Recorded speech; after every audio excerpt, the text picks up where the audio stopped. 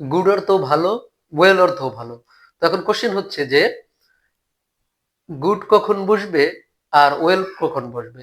Simple ভাবে বলতে গেলে এটা ডিপেন্ড করে মূলত যে একটা সেন্টেন্সের মধ্যে ভালোটা কাকে বোঝানো হয়েছে, নাউন না প্রোনাউনকে নাকি ভার্বকে।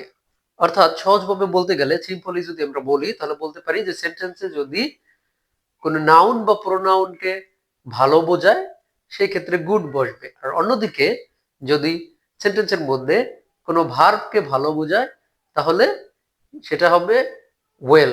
বিকজ আমরা জানি, এখানে লক্ষ্য করো যে গুড, গুড হচ্ছে অ্যাডজেক্টিভ, গুড কি অ্যাডজেক্টিভ, আর অন্যদিকে ওয়েল হচ্ছে অ্যাডভার্ব।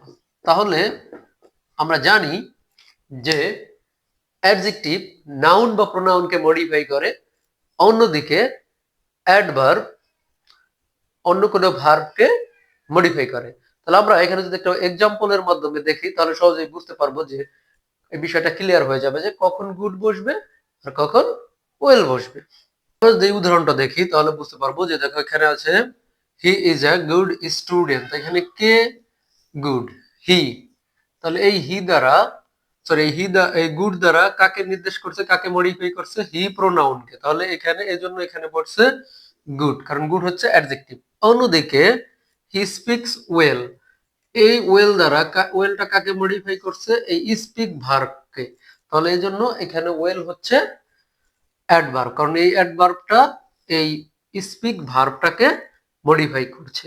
অর্থাৎ মোট কথা হচ্ছে যদি কোনো নাউন বা প্রোনাউনকে মডিফাই করে সেক্ষেত্রে অ্যাডজেক্টিভ বসবে গুড, আর অন্যদিকে যদি কোনো ভার্বকে মডিফাই করে সেই ক্ষেত্রে বসবে ওয়েল, কারণ ওয়েল হচ্ছে অ্যাডভার্ব। উদাহরণটা দেখলে তোমাদের কাছে গুড এবং ওয়েল এর ব্যবহারটা আরো কিছুটা ক্লিয়ার হয়ে যাবে। যেমন এখানে বলছে রেজা ইজ এ গুড রানার। তাহলে কে গুড রানার?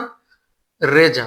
এজন্য এখানে গুড হয়েছে, কারণ এই গুড দ্বারা এই রেজা নাউনটাকে মডিফাই করছে। গুড হচ্ছে এখানে রেজা নাউনকে মডিফাই করছে।